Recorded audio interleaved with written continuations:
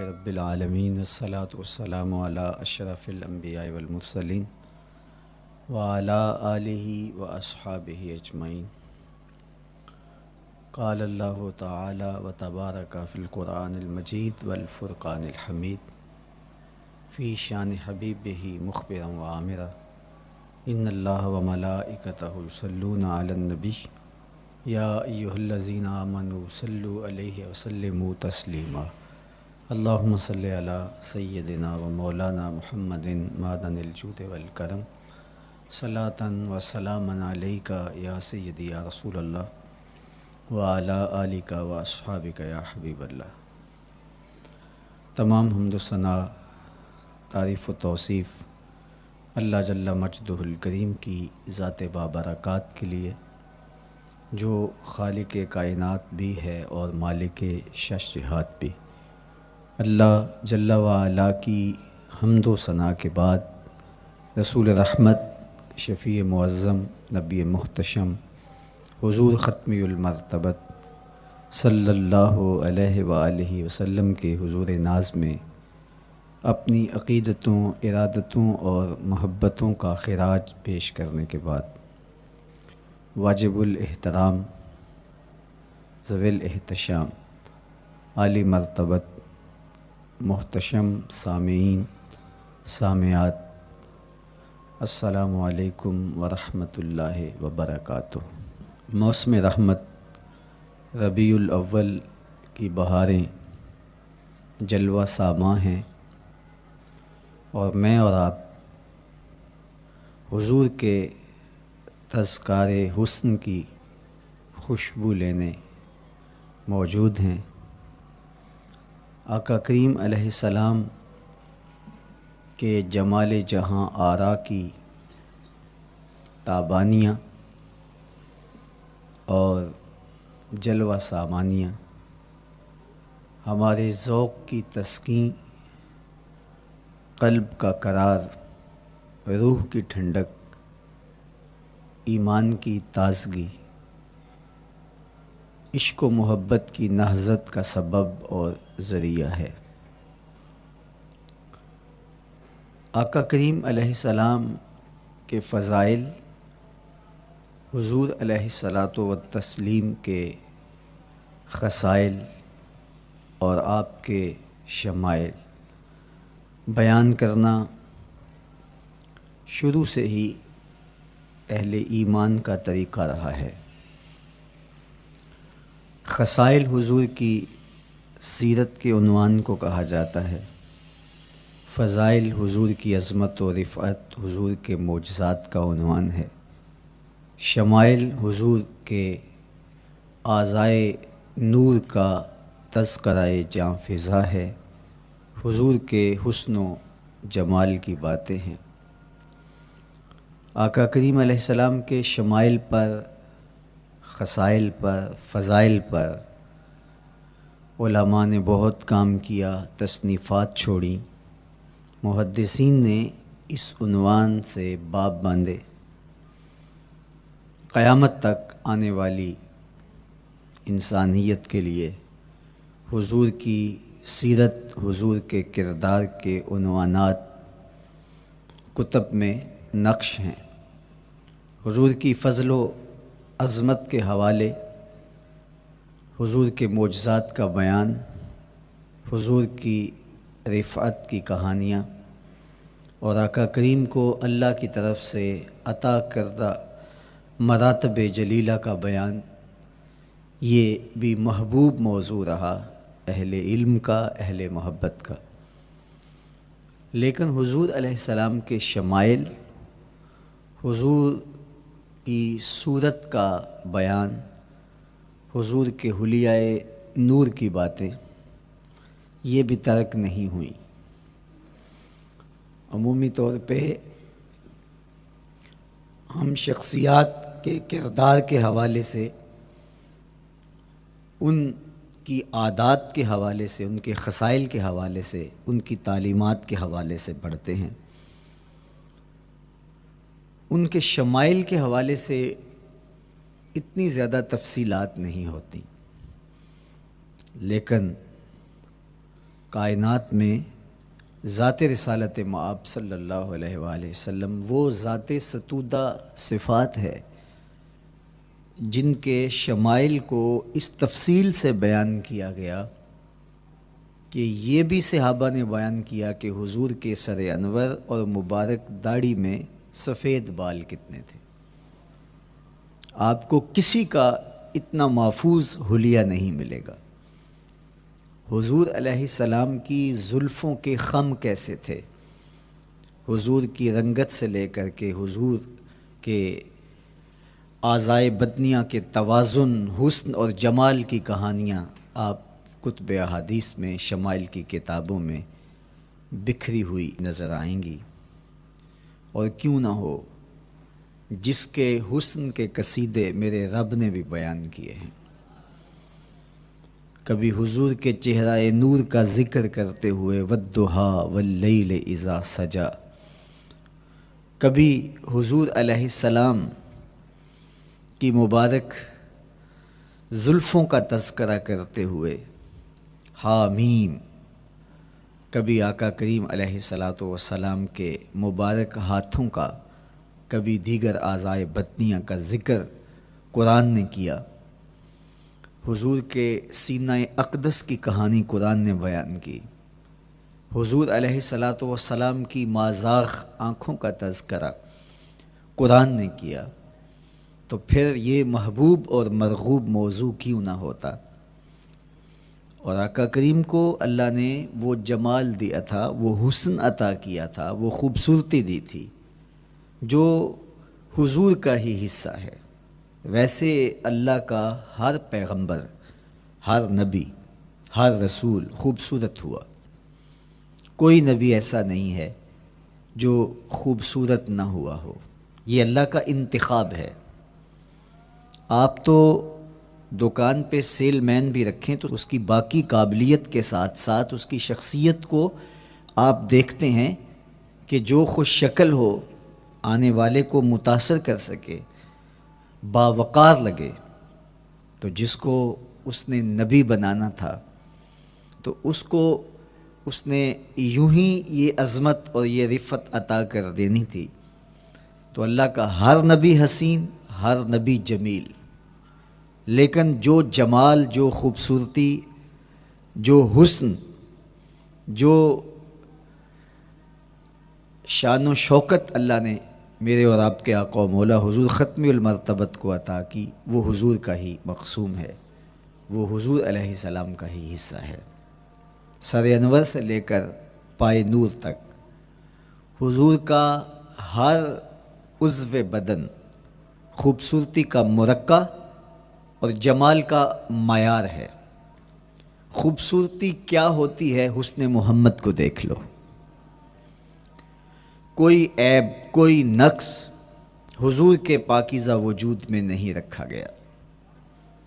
خلقت مبرأ من کل عیب، حضور کے سامنے حضرت حسان بن ثابت نے یہ پڑھا اور آقا کریم نے اس پر خوشی کا اظہار کیا اور اللہ کی بارگاہ میں دعا کی، اللہم ایدہ بروح القدس، جبریل امین سے اللہ اس کی مدد فرما۔ تو انہوں نے یہ بات کہی کہ آپ کو ہر عیب سے مبرہ رکھا گیا ہے، آپ کا پیکر نور، آپ کا وجود مسعود حسن و جمال کا ایسا مرقع بنایا گیا کہ جس میں کوئی نقص نہیں رکھا گیا۔ صوری حسن بھی عطا کیا گیا، مانوی حسن بھی عطا کیا گیا۔ حضور کے اعضاء کا جو ظاہری حسن تھا وہ بھی اپنی مثال آپ تھا، اور جو باطنی جمال اور باطنی حسن اور باطنی کمال عطا کیا گیا تھا وہ بھی اپنی مثال آپ ہے۔ اگر حضور علیہ السلام کے مبارک ہاتھوں کو جمال دیا گیا ہے، لیکن جو توانائی عطا کی گئی، جو طاقت عطا کی گئی، ید اللہ کے جو جلوے ان ہاتھوں میں رکھے گئے، وہ بھی ایک دل آویز کہانی ہے۔ اگر آنکھوں کی پتلیاں خوبصورت ہیں اور آپ کی مبارک آنکھوں کی چمک سے کائنات اس کو دیکھ کر کے مبہوت ہو جاتی ہے، مازاق کے کجلے اس میں رکھے گئے ہیں، لیکن اس کا معنوی حسن بھی دیکھیے کہ حضور بیٹھے مدینے میں ہیں اور جنت کا مشاہدہ کر رہے ہیں۔ وہ توانائی بھی عطا کی گئی کہ جس طرح روشنی میں دیکھا جاتا ہے حضور اسی طرح اندھیرے میں دیکھتے ہیں۔ فرمایا صحابہ صفیں سیدھی رکھا کرو، مت سمجھو کہ میں صرف آگے دیکھتا ہوں، میں آگے بھی دیکھتا ہوں، میں پیچھے بھی دیکھتا ہوں، میں تمہارے رکوع بھی دیکھتا ہوں اور دلوں میں پیدا ہونے والے خشوع بھی دیکھتا ہوں۔ اقبال بولے اے فروغت صبح آثار و دہور، چشم تو بی نندائے ما فی الصدور۔ لوگوں کی نظریں تو سینے کے اوپر دیکھتی ہیں، اے آمنہ کے در یتیم تیری نظر تو سینے کے اندر چھپے راز بھی دیکھتی ہے۔ تو صوری حسن بھی اور معنوی حسن بھی اللہ نے اپنے محبوب کو عطا کیا، اور اللہ جل شانہ نے وہ جمال دیا حضور کو کہ جو دیکھتا وہ دیکھتا ہی رہ جاتا۔ ایسی چمک، ایسی رعنائی، ایسی خوبصورتی اور ایسا جمال تھا، دیکھنے والے کہا کرتے ہیں اللہ اللہ، یاد آتا ہے خدا دیکھ کے صورت تیری۔ کتنے لوگ ہیں جنہوں نے صرف حضور کے چہرے کو دیکھا اور لبوں پہ کلمہ جاری ہو گیا۔ معروف نام حضرت عبداللہ بن سلام رضی اللہ تعالیٰ عنہ کا ہے۔ یہودیوں کے بہت بڑے حبر تھے، بہت بڑے عالم تھے۔ حضرت یوسف علیہ السلام کی اولاد سے تعلق تھا، اور اس معاشرت میں ایک وقار کی مسند پہ براجماں رہتے، لیکن جو ہی حضور علیہ السلام مکے سے ہجرت فرما کے مدینہ تشریف لائے تو یہ حضور کو دیکھنے آئے۔ با فضل الصدقہ اٹھا کر دیکھیے کہ ایک مناظرہ ترتیب دیا انہوں نے کہ ان سے یہ بات کروں گا، یہ سوال کروں گا، یہ اعتراض اٹھاؤں گا، لیکن جب حضور کی مجلس میں پہنچے اور آقا کریم علیہ السلام کے رخ زیبا کو دیکھا تو سارے سوال بھول گئے۔ رومی بولے اے لقائے تو جواب ہر سوال، حل شود ہر مشکلت بے کی لوکال۔ تیری ملاقات ہی تو سارے سوالوں کا جواب ہے، تیرا ایک بار دیکھ لینا ہی تو سارے مسئلے حل کر دیتا ہے۔ تو سوالات کا ایک ڈھیر اٹھائے لائے تھے، ایک گٹھڑی باندھ کے لائے تھے سر پہ رکھ کے، لیکن جو ہی حضور کو دیکھا تو وہ جو گٹھڑی باندھ کے لائے تھے اس کی گرہیں ڈھیلی ہونے لگی، پھر سوال تتلیوں کی طرح اڑنے لگے، اور حضور کو دیکھا تو کوئی سوال ہی باقی نہ رہا۔ اب آقا کریم نے فرمایا عبداللہ ابن سلام آؤ کدھر آئے ہو؟ یہ تو مناظرہ کرنے آئے تھے، سودا لینے کے لیے بازار گئے ہم، ہاتھ اس کے بکے جس کے خریدار گئے ہم۔ لیکن جب آقا کریم نے پوچھا کہ آؤ کدھر آئے ہو تو انہوں نے کہا حضور میں آپ کا غلام بننے آیا ہوں، تیری تک کے ادامہ میں مرید ہو گئے، حضور کے ہاتھ پہ بیعت اسلام کر لی۔ اب جن لوگوں نے عبداللہ ابن سلام کو تیار کر کے بھیجا تھا وہ امید میں تھے کہ تھوڑی دیر کے بعد ہم سنیں گے کہ انہوں نے سخت سوال کیے اور مسلمانوں کے نبی ان کا جواب نہیں دے پائے، لیکن جب ان کے کانوں تک یہ خبر پہنچی کہ عبداللہ بن سلام نے تو کوئی سوال ہی نہیں کیا بلکہ وہ محبوب کی نگاہوں کا شکار ہو گئے، اور انہوں نے دیکھتے ہی حضور پر تن من سب کچھ نچھاور کر دیا اور لبوں پہ کلمہ جاری ہو گیا، تو وہ صبر نہ کر سکے اور عبداللہ ابن سلام کے پاس پہنچے اور جا کے کہا کہ تو نے یہودیت کی ناک خاک آلود کر دی، تم نے کوئی سوال کیا ہوتا، انہوں نے جواب دیا ہوتا اور پھر تم نے مان لیا ہوتا تو ہم سمجھ جاتے کہ ایک عالم تھا، علمی پیاس بجھ گئی، مطمئن ہو گیا، لیکن یہ عجیب کہانی ہے، سنا ہے تم نے کوئی سوال بھی نہیں اٹھایا، انہوں نے جواب بھی نہیں دیا، بس تم نے ان کو دیکھا اور دیکھتے ہی تمہارے لبوں پہ کلمہ جاری ہو گیا، تو یہ کیا کہانی ہوئی؟ تو عبداللہ ابن سلام نے جو جواب دیا وہ آب زر کے ساتھ لکھنے کے قابل ہے۔ انہوں نے کہا کہ یہ بات میری سمجھ میں بھی نہیں آئی، جب میں اس آقا و مولا کی چوکھٹ پہ پہنچا اور میں ان سے سوال کرنے کے لیے لفظوں کو ابھی ترتیب ہی نہیں دیا تھا کہ میری نظر ان کے جمال جہاں آرا پہ پڑ گئی، اب عبداللہ بن سلام کے لفظ سنیے، فرماتے ہیں فلما تبینت وجہہ عرفت ان وجہہ لیس بوجہ کذاب، جب میں نے ان کے جمال جہاں آرا کو دیکھا، چہرہ نور کو دیکھا، رخ زیبا کی زیارت کی، تو میں نے پہچان لیا یہ چہرہ کسی جھوٹے کا ہو ہی نہیں سکتا ہے۔ دیکھنے والے کہا کرتے ہیں اللہ اللہ، یاد آتا ہے خدا دیکھ کے صورت تیری۔ اللہ نے صورت ہی ایسی بنائی، جمال ہی ایسا دیا، خوبصورتی ہی ایسی دی کہ جو حضور کو دیکھتے وہ دیکھتے ہی رہ جاتے۔ تو کتنے لوگ تھے کہ جنہوں نے محض حضور کو دیکھا، پھر اس کے بعد لب کھلے تو کلمہ ہی جاری ہوا۔ وہ خوبصورتی اور وہ جمال اللہ نے اپنے محبوب کو عطا کیا۔ آقا کریم علیہ الصلوۃ والسلام کا ایک ایک عضو بدن خوبصورتی کا مرقع تھا، بلکہ خوبصورتی کا معیار تھا۔ حسن کیا ہوتا ہے، حسن کا معیار کیا ہوتا ہے، جمال کسے کہتے ہیں، خوبصورتی کی تعریف کیا ہے، اعضائے محمد صلی اللہ علیہ وآلہ وسلم کا توازن دیکھ لو، تمہیں پتہ چلے گا کہ حسن کسے کہتے ہیں۔ حضور علیہ السلام کو اللہ تعالیٰ جل شانہ نے جو حسن بخشا، جو جمال دیا، جو خوبصورتی دی، وہ حضور کے مبارک قدموں سے اس کا انداز کیجئے کہ جس کے قدم اتنے سونے ہیں اس کا چہرہ کتنا سونا ہوگا۔ حضرت عبداللہ بن بریدہ رضی اللہ تعالی عنہ حضور کے مبارک قدموں کا ذکر کرتے ہوئے وصف جمال محمد کی کہانی چھیڑتے ہیں اور فرماتے ہیں کان رسول اللہ صلی اللہ علیہ وآلہ وسلم احسن البشر قدما، کہتے ہیں کہ کائنات میں جتنے سونے قدم میرے حضور کے تھے کسی کے تھے ہی نہیں۔ جو جمال اللہ نے حضور کے مبارک قدموں کو دیا تھا، اللہ اکبر، وہ کسی اور کا مقسوم نہیں تھا۔ خوبصورت قدم۔ اور حضرت انس رضی اللہ تعالیٰ عنہ، حضرت ابو ہریرہ رضی اللہ تعالیٰ عنہ، اور حضور کے وصاف ہیں حضرت ہند بن ابی حالہ رضی اللہ تعالیٰ عنہ، یہ حضور کا حلیہ بیان کرتے ہیں۔ حضرت امام حسن بن علی رضی اللہ تعالیٰ عنہ نے حضرت ہند بن ابی حالہ کو ایک دن کہا کہ مجھے اپنے آقا و مولا کا حلیہ بتاؤ، تو انہوں نے حضور کا حلیہ بیان کیا۔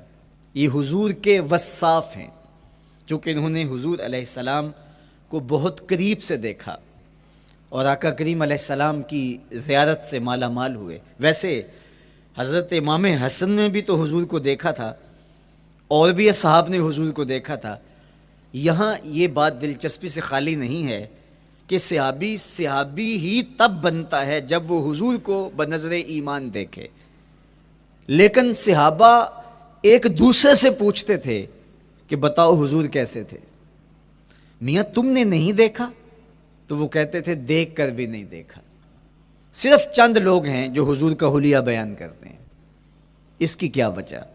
تو علماء نے لکھا کہ حضور کے چہرے پہ جلووں کی تابش ایسی تھی اور حضور کا جمال ایسا تھا اور اس کی چمک ایسی تھی کہ کسی میں ہمت ہی نہیں تھی کہ وہ جی بھر کے دیکھ سکے۔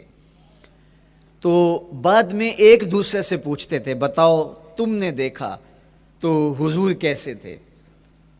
اگر ان لوگوں کی تعداد میں آپ کو بتاؤں تو 3 درجن سے زیادہ نہیں ہوگی جو حضور علیہ السلام کے وصاف ہیں، حضور کے حلیہ نگار ہیں، جو آقا کریم علیہ الصلوۃ والسلام کی صورت کا نقشہ بیان کرتے ہیں۔ دیکھا 1,24,000 اصحاب نے ہے، لیکن جو وصف بیان کرتے ہیں، شمائل رسول کو بیان کرتے ہیں، ان کی تعداد 3 درجن سے زیادہ نہیں ہے۔ اور یہ بھی وہ لوگ ہیں جنہوں نے حضور کو بچپن میں دیکھا، جنہوں نے حضور کو سوئے ہوئے دیکھا، حضور کو بہت قریب سے دیکھا۔ حضور علیہ الصلوۃ والسلام کے پاس ان کا آنا جانا بہت زیادہ تھا، اس طرح انہوں نے حضور علیہ السلام کو دیکھا۔ حضرت حسان بن ثابت رضی اللہ تعالی عنہ فرماتے ہیں کہ میں جو حضور کا حلیہ بیان کرتا ہوں تو اس کا سبب یہ ہے کہ میرے پاس حضور کو دیکھنے کا ایک طریقہ آ گیا تھا۔ فلما نظرت الی انوارہ فودعت کفی علی عینی خوفا من ذہاب بصری، کہا کہ جب میں حضور کو دیکھتا تھا تو اپنی آنکھوں پر انگلیاں رکھ کے انگلیوں کی اوٹ سے دیکھتا تھا کہ حضور کے جلووں کی چمک سے میری آنکھوں کی بینائی نہ جاتی رہے۔ یہ کون کہہ رہے ہیں؟ حضرت حسان بن ثابت رضی اللہ تعالیٰ عنہ۔ اور آپ جانتے ہیں حضرت حسان بن ثابت رضی اللہ تعالیٰ عنہ شاعر ہیں، اور شاعر حسن دیکھنے میں بڑا دلیر ہوتا ہے، اور یہ حسن بھی ابھی پوشیدہ ہے، 70,000 بشریت کے پردے ڈالے گئے ہیں۔ اگر یہ حسن بے نقاب ہوتا تو کوئی جلووں کی تاب ہی نہ لا سکتا۔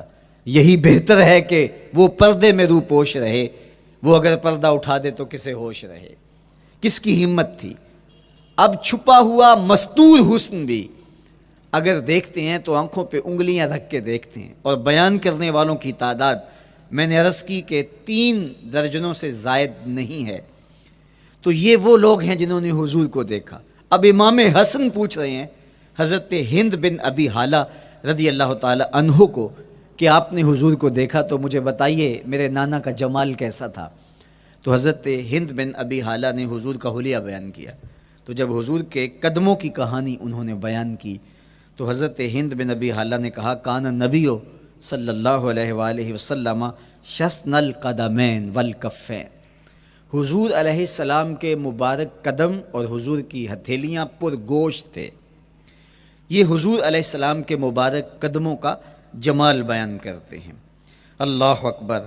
اور حضور علیہ السلام کے قدموں کے بارے میں امام ترمذی جو شمائل میں حدیث لائے ہیں اس میں انہوں نے یہ بھی بیان کیا کان رسول اللہ صلی اللہ علیہ وسلم مسیح القدمین، حضور علیہ السلام کے مبارک قدم ملائم تھے، خوبصورت تھے، کھردرے نہیں تھے، کوئی پھٹن نہیں تھی۔ عمومی طور پہ قدم پھٹ جاتے ہیں اور ایڑیاں بہت سارے لوگوں کی پھٹ جاتی ہیں تو وہ خوبصورتی باقی نہیں رہتی۔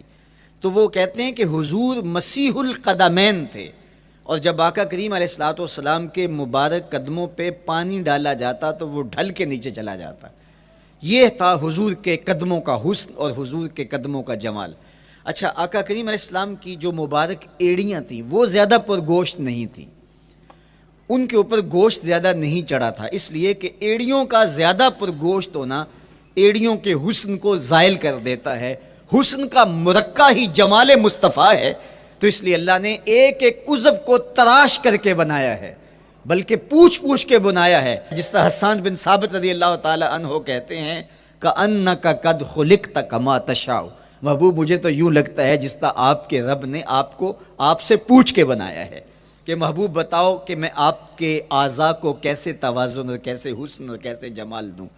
تو حضور کی مبارک ایڑیاں یہ پرگوشت نہیں تھیں، باقی حضور کے پاؤں پرگوشت تھے اور کوئی پھٹن نہیں تھی، بالکل نرم گداس اور بالکل جو ہے وہ ملائم تھے، اور جب پانی ڈالا جاتا تو پانی ڈھل کے نیچے 1 سیکنڈ میں آ جاتا۔ یہ اللہ نے محبوب کو حسن دیا۔ حضرت ہند بن ابی حالہ نے کہا کہ حضور کے مبارک تلوے جو تھے وہ درمیان سے اٹھے ہوئے تھے، ایڑیوں سے لے کر کے انگلیوں تک یہ تلوہ کہلاتا ہے، جو اس کا نچلا حصہ جو زمین سے مس کرتا ہے، اور اس میں جو درمیان والا حصہ ہے یہ اٹھا ہوا ہو اور بالکل پاؤں سیدھا نہ ہو تو یہ پاؤں کا حسن ہے۔ پاؤں کا بالکل سیدھا ہو جانا یہ پاؤں کے حسن کو زائل کر دیتا ہے۔ اس میں تھوڑا سا خم ہو، جب چلے تو انگلیاں اور پنجے کا جو ہے وہ آگے والا حصہ زمین پہ لگے اور ایڑی لگے، اور درمیان والا حصہ زمین پہ نہ لگے، تو یہ حسن ہوتا ہے کسی کے پاؤں کے تلوے کا۔ اللہ نے محبوب کے مبارک قدم کی پشت کو بھی حسن دیا، حضور کے تلووں کو بھی حسن دیا، حضور کی ایڑیوں کو بھی حسن دیا۔ سائل الاطراف، حضور کی مبارک انگلیاں قدرے لامبی تھیں، اور یہ حسن ہوتا ہے۔ انگلیاں چھوٹی ہوں، ان کا قد پست ہو تو پاؤں کی خوبصورتی دکھائی نہیں دیتی، لیکن اللہ نے اپنے محبوب کی انگلیوں کو بھی ایک لمبائی عطا کر کے اس کو بھی ایسا جمال دیا تھا یار جو پاؤں کو دیکھتا رہے وہ پاؤں کو ہی دیکھتا رہ جائے۔ اللہ اکبر۔ اچھا، بعض احادیث میں آتا ہے کہ حضور علیہ السلام کے مبارک تلوے جو ہیں لیس لہا اخمس، یہ لفظ ہیں کہ وہ اخمس نہیں تھے، یعنی وہ درمیان سے اٹھے ہوئے نہیں تھے، تو اس کا کیا مطلب ہے؟ یہ حضرت ابو ہریرہ رضی اللہ تعالیٰ عنہ سے جو مروی روایت ہے اس میں یہ ہے لیس لہا اخمس، اور حضرت ہند بن نبی حالہ سے جو حضور کے مبارک طلبوں کا حسن بیان کیا گیا ہے، تو اس میں یہ بیان کیا گیا ہے کہ حضور علیہ الصلوۃ والسلام کا مبارک قدموں کا طلبوں کا حسن یہ تھا کہ وہ درمیان سے تھوڑے سے اٹھے ہوئے تھے، اور یہ خوبصورت پاؤں کا جمال ہوتا ہے۔ تو ان دو چیزوں میں علماء نے تطبیق کی ہے۔ اللہ ان علماء کی قبروں پر رحمتیں نازل کرے جو حضور کے حسن پہ، حضور کے جمال پہ گفتگو کرتے رہے، اور ایک ایک عضو پر انہوں نے کئی کئی صفحات لکھے اور کتابیں انہوں نے تحریر کی حضور کے جمال پر۔ اب حضرت ہند بن ابی حالہ رضی اللہ تعالی عنہ، انہوں نے تو حضور کو گھر میں دیکھا تھا، یہ حضرت خدیجۃ الکبریٰ رضی اللہ تعالی عنہا کے فرزند تھے ابو حالہ سے۔ اب انہوں نے تو دیکھا، اب حضور لیٹے ہیں تو انہوں نے حضور کے پاؤں کو دیکھا کہ درمیان میں ہلکا سا خم ہے اور یہ پاؤں کا جمال ہے۔ اب حضرت ابو ہریرہ رضی اللہ تعالی عنہ نے جو حضور کے پاؤں کو دیکھا تو یہ اندرون خانہ کا دیکھنا نہیں تھا، تو انہوں نے کیسے دیکھا؟ تو حضرت ابو ہریرہ سے مروی ایک روایت سے سمجھ آتی ہے کہ انہوں نے جو کہا کہ لیس لہا اخمس، کہ ان کے مبارک تلوے درمیان سے اٹھے ہوئے نہیں تھے بلکہ بالکل برابر تھے، تو اس کا کیا مطلب ہے؟ تو حضرت ابو ہریرہ سے ایک روایت مروی ہے، وہ فرماتے ہیں کہ جب حضور علیہ السلام کسی چٹان کے اوپر چلتے تو حضور علیہ الصلوۃ والسلام کا وہاں قدم پڑتا تو وہ اس چٹان کے اندر حضور کا قدم گھس جاتا، وہ موم کی طرح چٹان نرم ہو جاتی۔ اس طرح زمین پر بھی حضور چلتے تو مبارک پاؤں کا جو نشان قدم ہے وہ پورا دکھائی دیتا۔ تو حضرت ابو ہریرہ رضی اللہ تعالیٰ عنہ اس سے یہ سمجھے کہ حضور کے تلوے جو ہیں وہ برابر ہیں۔ تو علماء نے اس پر گفتگو کی ہے۔ ایک تو حضور جب چلتے تھے تو آقا کریم پورے زور سے قدم زمین پہ رکھتے تھے اور اس وقار سے چلتے تھے کہ جس طرح حضور اونچائی سے نیچے کی طرف اتر رہے ہوں۔ تو جب پاؤں کو جما کر کے زور سے رکھا جائے تو پھر جو ہے وہ نشان نیچے پڑتا ہے۔ یا اللہ اپنے محبوب کے لیے زمین کو اور پتھروں کو بھی نرم کر دیا تو پھر حضور کے تلووں کا نقش بھی زمین کے اوپر جو ہے وہ حویدہ ہو جاتا۔ سلطان قاتیبائی نے ایک ایسا ہی پتھر جس کے بارے میں شنید تھی کہ اس پر حضور کے قدموں کا نقش موجود ہے، تو انہوں نے 20,000 دینار کے اندر وہ خریدا، اور انہوں نے یہ کہا کہ جب میں فوت ہو جاؤں تو حضور کے قدموں کے نشان والا پتھر میری قبر کے سرہانے بطور کتبہ لگایا جائے۔ علامہ شہاب الدین خفاجی علیہ رحمہ لکھتے ہیں ہوا موجود الی الآن، وہ اپنے دور میں کہانی بیان کہتے ہیں وہ آج بھی سلطان قاتیبائی کی قبر کے سرہانے وہ پتھر نصب ہے جہاں حضور کے قدموں کے نشان موجود ہیں۔ اللہ اکبر۔ تو آقا کریم علیہ الصلوۃ والسلام کے مبارک تلوے، حضور علیہ السلام کی کم گوشت تراشی ہوئی ایڑیاں، اور مسیح القدمین حضور علیہ السلام کے ملائم نرم گداز پاؤں، ان کا حسن اور ان کا جمال، اور آقا کریم علیہ السلام کے قدموں کی انگلیاں جو قدرے لمبی تھی، اور ان میں جو درمیان والی انگلی تھی وہ زیادہ لمبی تھی، اس پر حضرت میمونہ بنت کردم رضی اللہ تعالی عنہا اس انگلی کا حسن بیان کرتی ہیں، کہتی ہیں مجھے شوق ہوا کہ میں حضور کو دیکھوں، تو اپنے والد گرامی کے ساتھ حجۃ الوداع کے موقع پر میں بھی سعادت حج پا رہی تھی، تو حضور کو ملنے کے لیے جب ہم پہنچے تو آقا کریم اونٹنی کے اوپر سوار تھے، ناقہ پر جلوہ فراز تھے، تو میرے میں ہمت نہ ہو سکی کہ حضور کے چہرے کو دیکھ سکوں۔ ایسا جلوہ، ایسا جمال، اللہ اکبر، اور ایسا روب اور ایسی چمک چہرے کی اور تابشیں تھیں کہ میرے اندر ہمت نہ ہو سکی کہ میں حضور کے چہرہ نور کو دیکھ سکوں۔ اب آقا کریم اونٹنی پہ سوار تھے تو میں حضور کے مبارک پاؤں کو دیکھنے لگی، میں بس حضور کے پاؤں کا جمال اور خوبصورتی دیکھنے لگی، اسی میں کھو گئی۔ اب حضرت میمونہ بنت کردم رضی اللہ تعالی عنہا حضور کے مبارک قدموں کی ایک انگلی کا حسن بیان کرتی ہیں۔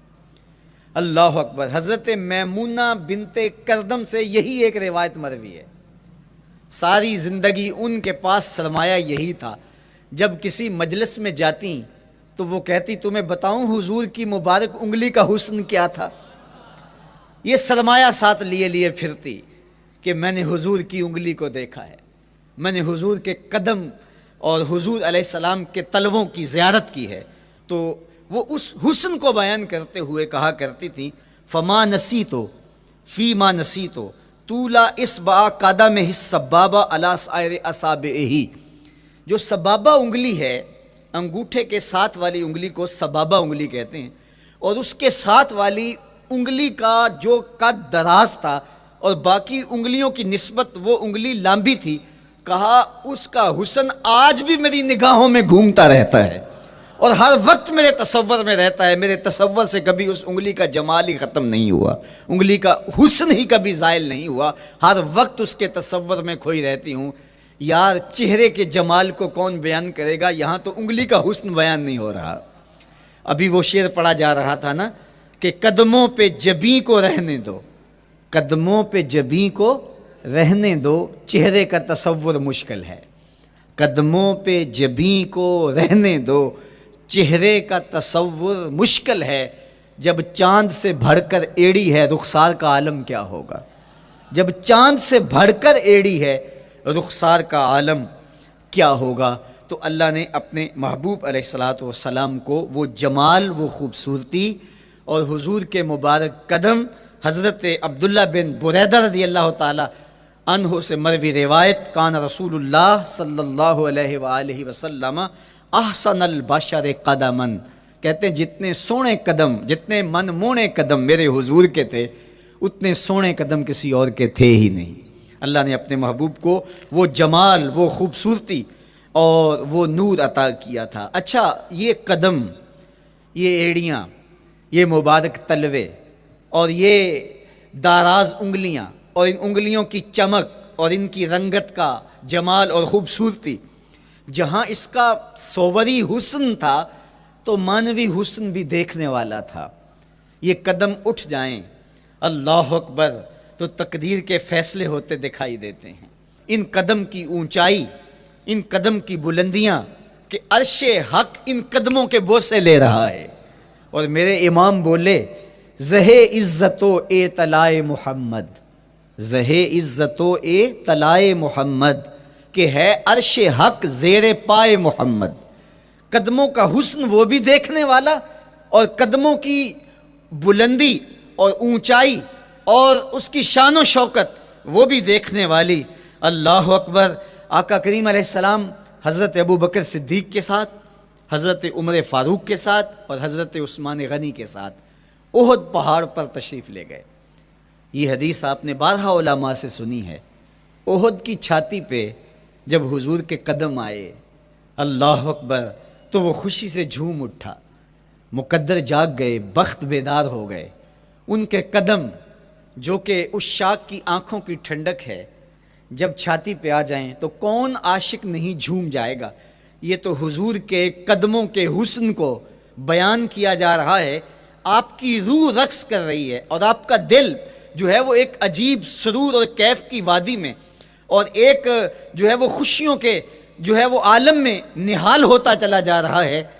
لیکن یہ قدم جب چھاتی پہ آیا تو پھر احد، ظاہر تو پتھر ہے احد، لیکن حضور سے پتھر بھی پیار کرتے ہیں۔ فرمایا احد جبل یحبنا ونحبہ، احد ہم سے پیار کرتا ہے، پہاڑ ہے، پتھر ہے، لیکن ہم سے پیار کرتا ہے، ہم اس سے پیار کرتے ہیں۔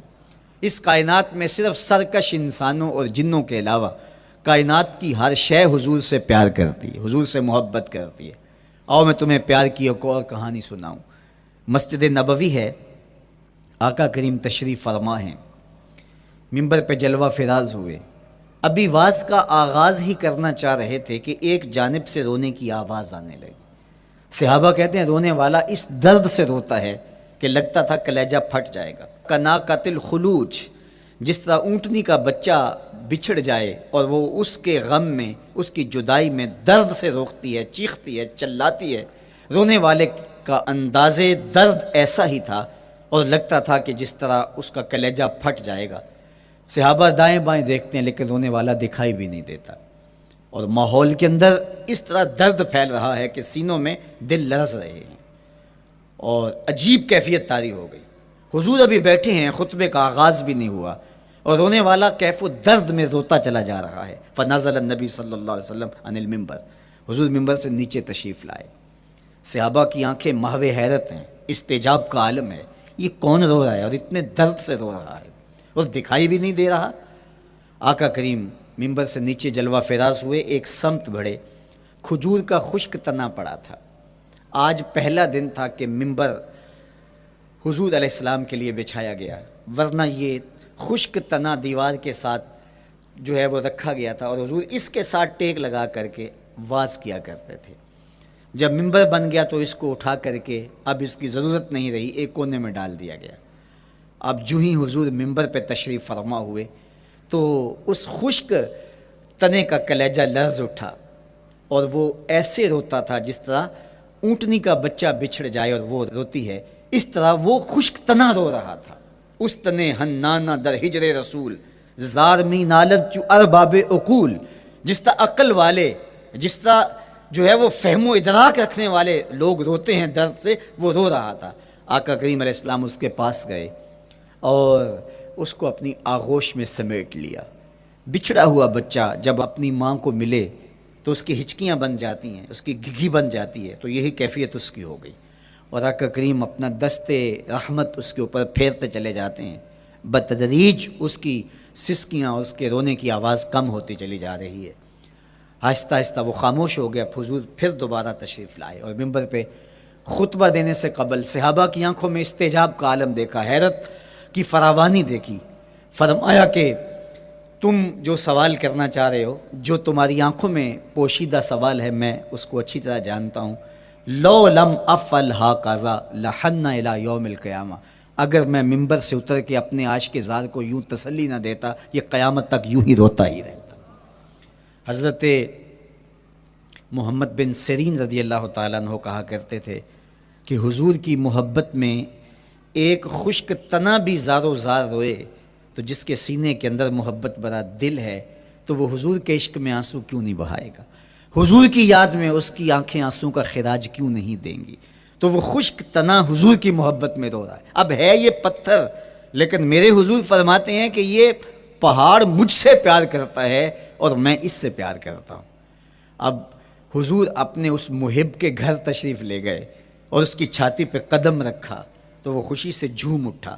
فضاربا برجلہ، اپنا مبارک پاؤں زور سے مارا۔ فقال اثبت احد فانما علیک نبی و صدیق و شہیدان، فرمایا احد ٹھہر جا، تیرے اوپر اللہ کا ایک نبی ہے، ایک صدیق اور 2 شہید ہیں۔ تو حضور کی مبارک ایڑی کے لگنے کی دیر تھی، حضور کے قدم کی ضرب کی دیر تھی کہ اس کا زلزلہ تھم گیا۔ میرے امام بولے ایک ٹھوکر سے احد کا زلزلہ جاتا رہا، ایک ٹھوکر سے احد کا زلزلہ جاتا رہا، رکھتی ہیں کتنا وقار اللہ اکبر ایڑیاں۔ زلزلہ آ گیا اس کے اوپر، وہ جھومنے لگا، لیکن حضور نے اپنا مبارک قدم مارا اور وہ ٹھہر گیا۔ اللہ اکبر۔ تو یہ پہاڑ آج بھی اس شاک جب شہر مدینہ میں حاضر ہوتے ہیں تو وہ احد پہ تو ضرور جاتے ہیں، حضرت امیر حمزہ کے مزار پہ حاضری دینے کے لیے اور اس جبل احد کو دیکھنے کے لیے۔ اور یقین جانیے گا جبل احد کو جب ہم دیکھتے ہیں تو عجیب کیفیات میں ڈوب جاتے ہیں۔ میں تو وہاں دوستوں کو کہا کرتا ہوں کہ آج پورا مدینہ بدل گیا ہے، یعنی اس کی وہ صورت، وہ کچے مکان، وہ گھروندے، وہ گھر، وہ کوچہ و بازار، وہ کچی سڑکیں، وہ ماحول آج وہ آپ کو نظر نہیں آ رہا۔ جہاں کچے مکان تھے جن کے اوپر چھت کھجور کے پتوں کی پڑی تھی، وہاں عالی نصب پلازے آپ کو نظر آتے ہیں، فلک بوس آپ کو ہوٹل نظر آتے ہیں۔ وہ کچی سڑکیں آج آپ کو وہاں دکھائی نہیں دیتی، وہاں تارکول کی بچھی ہوئی سڑکیں دکھائی دیتی ہیں، خوبصورت پتھر لگے ہوئے آپ کو نظر آتے ہیں، وہ ممیاتی ہوئی بکریاں، وہ جگالی کرتے ہوئے اونٹ آج آپ کو وہاں دکھائی نہیں دیتے، وہ ماحول آپ کو نظر نہیں آتا۔ تو پرانا مدینہ اگر ڈھونڈنے نکلیں بھی تو ظاہر ہے اگرچہ ان پختہ اور خوبصورت عمارتوں کے اندر بھی عکس جمال محمد کا پڑ رہا ہے، لیکن وہ پرانا دور اگر آپ تلاش کرنا چاہیں تو وہ آپ کو وہ چیزیں نہیں ملتی، لیکن جب آپ احد پہ جاتے ہیں تو میں دوستوں کو کہتا ہوں اس احد کو جی بھر کے دیکھ لو، اس پہ ڈائریکٹ میرے حضور کی نظریں پڑی ہوئی ہیں، یہ بدلا نہیں، یہ 14 صدیوں سے جیسا تھا آج بھی ایسا ہے، اس پہ میرے حضور کی نظریں ڈائریکٹ پڑی ہوئی ہیں، اور آقا کریم علیہ الصلوۃ والسلام نے اس کو یوں دیکھا ہے۔ تو یہ احد حضور سے محبت کرنے والا ہے، حضور سے پیار کرنے والا ہے، اور اس پیار کی وجہ سے یہ پتھر قیامت کے دن جنت میں جائے گا، یہ پہاڑ جنت میں جائے گا۔ یار اگر ایک پہاڑ حضور سے پیار کر لے تو وہ مکین جنت بن جاتا ہے، اور اگر حضور کا غلام ایک عاشق حضور سے محبت کرے تو اللہ اس کو کتنے درجے عطا فرمائے گا۔ تو آقا کریم نے زور سے قدم مارا اور فرمایا احد ٹھہر جا، تیرے اوپر اللہ کا ایک نبی ہے، ایک صدیق ہے، اور 2 شہید ہیں۔ اللہ اکبر۔ تو یہ حضور علیہ الصلوۃ والسلام کے مبارک قدم کی شان ہے، یہ حضور کے مبارک قدم کا جمال ہے اور اس کی خوبصورتی ہے۔ غزوہ ذات الرقاع کے اندر حضرت جابر کا اونٹ چلتے چلتے تھک گیا، سفر لمبا تھا اور اونٹ کمزور تھا، تو چلتے چلتے اس کو تھکن ہو گئی، اب وہ قافلے سے پیچھے رہتا چلا جاتا ہے۔ تو اس نے حضور کی خدمت میں عرض کی، یا رسول اللہ یہ اونٹ تھک گیا ہے اور میں قافلے کے ساتھ چل نہیں پا رہا۔ تو آقا کریم علیہ الصلوۃ والسلام نے اپنے مبارک قدم سے اس اونٹ کو ٹھوکر لگائی، فَنَشَطَ حَتَّى كَانَ مَا يَمْلِكُ زَمَامَهُ۔ حضرت جابر کہتے ہیں اس کی لگام سنبھالی نہیں جاتی تھی، اتنا تیز چلتا تھا۔ یار جس کے قدموں کی ٹھوکر سے یہ توانائی آ جائے، اس کے ہاتھوں کی توانائی کا عالم کیا ہوگا۔ تو اللہ نے صرف حضور کے مبارک قدموں کو صوری حسن ہی نہیں دیا تھا، مانوی جمال اور توانائی بھی عطا فرمائی تھی۔ حضور علیہ السلام کے چچا جناب ابو طالب کہتے ہیں کہ میں حضور علیہ السلام کے ساتھ تھا، تو راستے میں ذی المجال کی منڈی آئی، اور وہاں حالات ایسے تھے کہ پینے کے لیے پانی دستیاب نہیں تھا۔ تو میں نے کہا کہ عطشت ولیس عندی ماء، مجھے تو سخت پیاس لگی ہے اور پانی بھی پاس نہیں ہے۔ فنزل النبی صلی اللہ علیہ وسلم وضرب بقدمہ الارض فخرج الماء فقال اشرب۔ تو حضور نے اپنے مبارک پاؤں سے زمین پر ٹھوکر لگائی، چشمہ پھوٹ پڑا، اور آقا کریم نے فرمایا چچا پانی پی لیجئے۔ تو وہ پاؤں اگر زمین پہ لگے تو چشمے پھوٹے، اگر احد پہاڑ پہ وہ پاؤں پڑے تو اس کا زلزلہ جاتا رہے، اور اگر وہ کسی جانور کو حضور ٹھوکر لگائیں تو اس کے اندر اس قدر تیزی آ جائے کہ اس کی باگ سنبھالی نہ جائے، اتنا سریع رفتار ہو جائے۔ اب ان قدموں پہ کون قربان نہیں ہوگا؟ یار ان قدموں کو چومنے کے لیے جبریل بھی تو بے تاب دکھائی دیتے ہیں نا۔ معراج کی شب جب جبریل حاضر خدمت ہوئے، حضور محو استراحت ہیں، تو جبریل عرض گزار ہوئے، مالک تیرا محبوب تو سو رہا ہے۔ اللہ اکبر، تبارک اللہ، شان تیری تجھی کو زیبا ہے بے نیازی، کہیں پہ جوش لن ترانی، کہیں تقاضے وصال کے تھے۔ ایک کوہ طور پہ خود چل کے جاتا ہے اور عرض گزار ہوتا، رب آرنی انظر الیک، مالک تجھے دیکھنا چاہتا ہوں۔ اللہ اکبر، سراپا چشم بنا ہوا ہے اور کہتا ہے مالک میں تجھے دیکھنا چاہتا ہوں۔ جواب کیا آتا ہے؟ لن ترانی، تم نہیں دیکھ سکتے، میرے جلووں کی تاب نہیں لا سکتے۔ ایک خود چل کے جا رہا ہے اور تقاضا رویت کرتا ہے، اور جواب آتا ہے لن ترانی، اور ایک سویا ہوا ہے چادر اوڑھ کے، اور جبریل کہتے ہیں محبوب اٹھیے، رب آپ کو بلا رہا ہے۔ تبارک اللہ، شان تیری تجھی کو زیبا ہے بے نیازی، کہیں پہ جوش لن ترانی، کہیں تقاضے وصال کے تھے۔ تو جبریل حاضر خدمت ہوئے، حضور استراحت میں ہیں، تو آواز آئی یا جبریل قبل قدم ہے، میرے محبوب کے قدموں کو چوم لے۔ اب جبریل حضور علیہ السلام کے قدموں کو بوسے دے رہے ہیں۔ کسی نے جبریل سے تصور کے عالم میں پوچھا، حضور کے قدم چومے، حضور کے طلبوں کو بوسے دیے، بتا کیفیت کیا ملی؟ تو بولے نہ جنت کی کلیوں میں دیکھا مزہ جو محمد کی تلیوں میں دیکھا۔ وہ سرور وہاں جو نصیب ہوا۔ وفد عبد القیس جب مدینہ المنورہ آیا تو ان میں ایک صاحب، میں وہ کہتے ہیں میں دوڑتا ہوا حضور کے پاس آیا، بس بے چینی تھی، اضطراب تھا۔ جب آپ مدینہ المنورہ میں جاتے ہیں تو آپ کو جا کے گاڑی اتارتی ہے اور آپ ہوٹل میں سامان رکھتے ہیں، تو پھر کتنی جلدی ہوتی ہے کہ جلدی سے غسل کریں اور جلدی سے نیا لباس پہنیں اور جا کے ہرے گنبد کو دیکھیں، حضور کی مبارک مسجد کی زیارت کریں، ان کوچہ و بازار میں جائیں جہاں حضور کے مبارک قدم لگے تھے۔ اللہ اکبر۔ تو اب یہ وفد عبد القیس جب آیا تو ان میں ایک صحابی حضرت زرع رضی اللہ تعالیٰ عنہ فرماتے ہیں کہ میں پھر تیزی کے ساتھ گیا اور پھر ہم جا کے حضور کے ہاتھ بھی چومنے لگے، حضور کے قدم بھی چومنے لگے۔ یہ سعادت مند قدم جن کے بوسے صحابہ دیتے ہیں، کبھی جبریل کے بوسہ گاہ بنتے ہیں، کبھی احد پہاڑ کی چھاتی ان قدموں کو چومتی ہے۔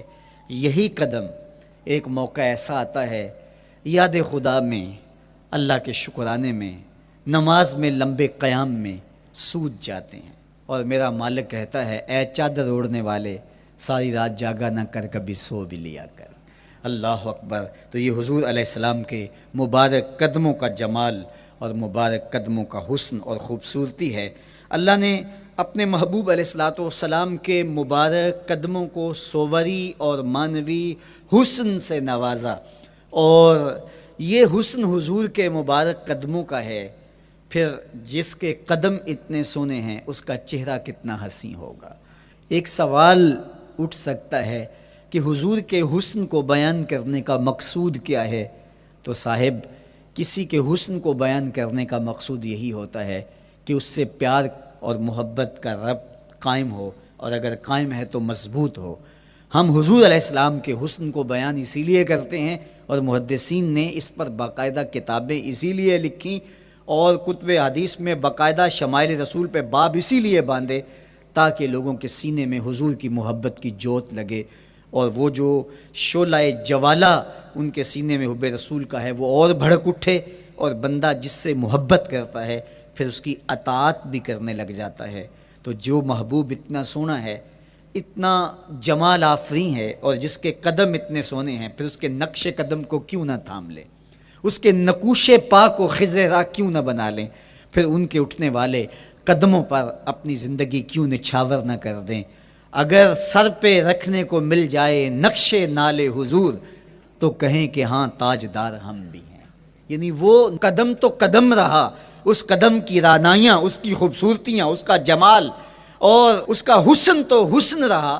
جہاں وہ مبارک قدم لگا، جہاں وہ نقش لگا، اگر وہ نقش بھی سر پہ رکھنے کو مل جائے تو کہا کہ اگر سر پہ رکھنے کو مل جائے نقش نال حضور، حضور علیہ السلام کا قدم تو جزو بدن رسول ہے۔ حضور علیہ السلام کے مبارک قدموں میں وہ جو نالین تھی، اس نالین کا بھی نقش وہ اگر سر پہ رکھنے کو مل جائے تو ہم زمانے کے تاجدار کہلائیں گے، اور جن کے سر پہ حضور کا قدم آ جائے ان کا مرتبہ کیا ہوگا۔ تو یہاں اس نقش کو بھی دیکھیے، حضور کے مبارک قدموں میں جو نالین آیا اس کو نالین شریف کہتے ہیں۔ اس نال کو نال شریف یا ان نالین کو نالین شریف کہا جاتا ہے، اس لیے کہ وہ حضور کے مبارک جسم سے جڑ گئے، حضور سے ان کا ربط پیدا ہو گیا، وہ جزو بدن رسول نہیں ہیں، تو اس کا یہ مرتبہ ہے۔ تو پھر حضور علیہ السلام کی شان اور حضور کی عظمت کیا ہوگی، اللہ اکبر۔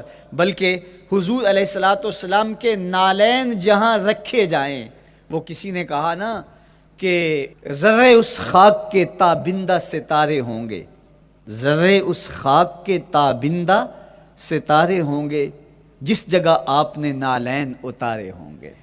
وہ جگہ جہاں حضور کے قدم نہیں، حضور کے قدموں سے مس ہوئے ہوئے نالین رکھے جائیں، وہاں جو ذرے اس نالین کے تلووں کو چومتے ہیں وہ بھی آسمان کے ستاروں سے اس شاخ کو حسین دکھائی دیتے ہیں، وہ بھی زیادہ چمکدار دکھائی دیتے ہیں، اور اس شاخ کی آنکھوں کا سرما اور ان کے دل کا قرار اور روح کی ٹھنڈک قرار پاتے ہیں۔ تو یہ ہے حضور علیہ السلام کی نسبت کا احترام اور حضور کی محبت کا اثر جو اس شاخ کے سینے میں محسوس کیا جاتا ہے۔ اللہ مجھے آپ کو اپنی خاص پناہیں، امان اور حفاظتوں کا حصار بخش